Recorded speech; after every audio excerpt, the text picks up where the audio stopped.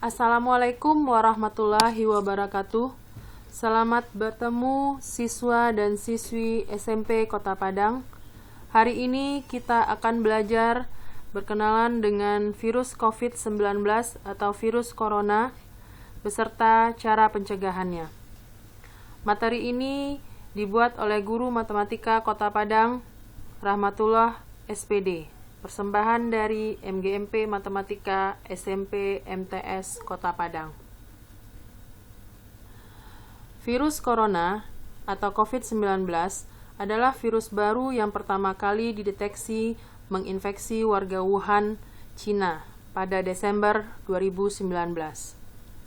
Diketahui gejala ini dialami oleh seorang warga Wuhan yang berusia 50 tahunan pada November 2019. Hingga kemudian menyebar dalam waktu cepat di Cina dan kemudian meluas ke seluruh dunia. Tidak lebih dari 150 negara dan menginfeksi ratusan ribu orang. Bahkan hingga saat ini ribuan orang meninggal karena virus ini. Sekarang kita mengenal apa itu virus COVID-19. Virus corona ini terbentuk dari beberapa protein, yaitu M protein, E protein, envelope, RNA, dan N protein. Virus ini menyebar melalui bersin atau batuk seseorang, berasal dari droplet yang dikeluarkannya, kemudian terhirup oleh manusia yang lain. Menurut WHO, virus ini bersifat zoonotik, artinya virus pertama kali menginfeksi hewan dan kemudian menyerang manusia. Hal inilah yang terjadi pada orang yang pertama kali terinfeksi, yaitu orang Wuhan.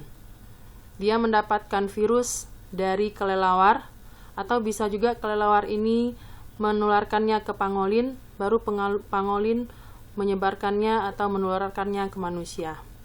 Nah, dari manusia inilah menyebar ke manusia yang lainnya. Sampai saat sekarang ini, virus itu menyebar hampir ke ratusan ribu orang. Bagaimana karakteristik virus corona? Virus corona ini hampir mirip seperti flu biasa, tetapi setelah terinfeksi dalam kondisi parah, pasien akan mengalami pneumonia atau gangguan pernafasan akut, yang awalnya diawali dengan demam, batuk, serta gangguan pernafasan akut hingga berujung kematian.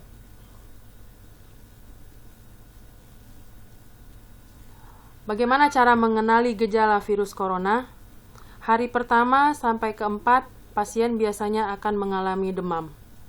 Ada pula beberapa kasus sebelum demam 1-2 hari mengalami diare atau mual. Pasien lainnya ada yang merasakan kelelahan yang sangat, nyeri otot, dan batuk kering. Pada hari kelima, pasien mungkin akan mengalami kesulitan bernafas. Kondisi ini biasanya terjadi pada mereka yang berusia lanjut atau memiliki riwayat penyakit bawaan lainnya.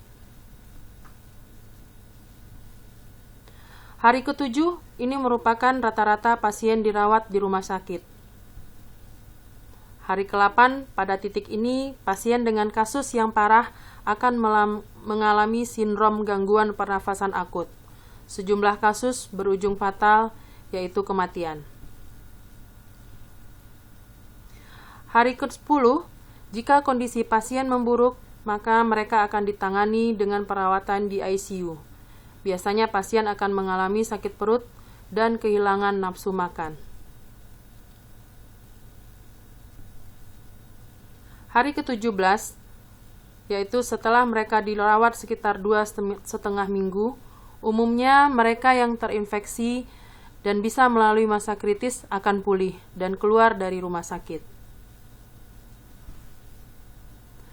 Bagaimana cara penularan virus corona ini? Virus corona melalui beberapa cara untuk menularnya. Pertama, yaitu melalui tetesan cairan atau droplet yang asalnya dari batuk dan bersin. Yang kedua, melakukan kontak dekat dengan karier atau pembawa virus, misalnya dengan cara bersalaman.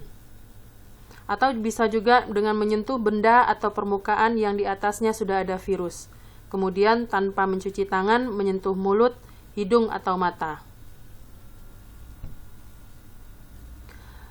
Keempat, kontaminasi tinja. Namun penularan ini sangat jarang terjadi. Studi baru menemukan ada potensi penularan bisa terjadi melalui udara. Cara efektif agar tidak tertular virus corona. Yang pertama adalah dengan rajin cuci tangan, menggunakan sabun dan air mengalir. Yang kedua, hindari sentuh area wajah. Ketiga, hindari transportasi publik, karena dengan transportasi publik ini kita bisa berinteraksi dengan banyak orang yang akan bisa menularkan virus. Keempat, selalu bawa hand sanitizer.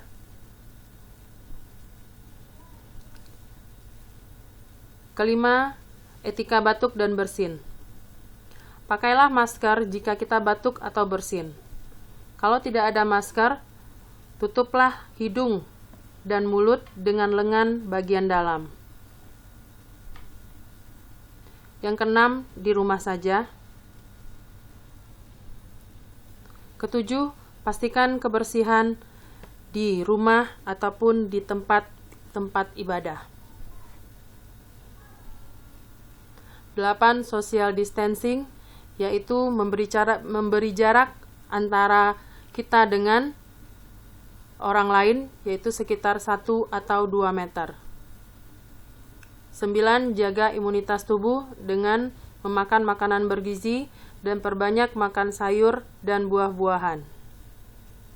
Ke-10, bersihkan permukaan barang atau benda yang sering dipegang. Contohnya adalah keyboard, touchscreen, handphone, segala macam tombol elektrik seperti tombol pada lift, tombol pada mesin ATM, kemudian dahan pintu, meja, dan tempat umum lainnya. 11. Mengenai penggunaan masker. Gunakanlah masker dengan cara yang benar, dan penggunaan masker ini lebih teruntuk kepada yang sakit. 12. Seminimal mungkin memesan barang dari luar. Usahakan makan dan masakan rumah sendiri. Setelah semua ikhtiar, kita berserah diri kepada Allah dengan meningkatkan frekuensi ibadah bersama. Sekian materi kita untuk hari ini. Silahkan kalian ringkas dan kumpulkan dengan guru masing-masing. Terima kasih.